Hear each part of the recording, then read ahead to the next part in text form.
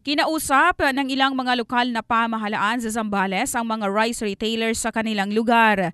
Ito ay kaugnay pa rin sa umiiral na Executive Number 39 o ipinatutupad na price ceiling sa regular milled at well-milled rice.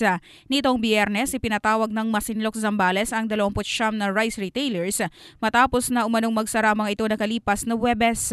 Ayon sa LGU na makausap ay nagbukas rin muli ang mga ito habang magpapahiram ng 25,000 pesos na halaga ng bigas ang lokal na pamahalaan sa mga retailer na mayroon lamang 1% interest kada taon.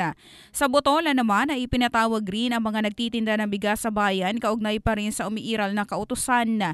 Pinakinggan rin ng LGU ang hinaing ng mga retailers para mabigyan ng solusyon ang problema. Layo naman ng mga pagpupulong na matulungan ang mga ito sa kanilang negosyo. Yan ang report hatid ng Drybox Plus Herbal Capsule, lalaking laging umaangat. In the heart of changing lives, ito si Brigada John Bayot ng Brigada News FM Philippines, the Music and News Authority.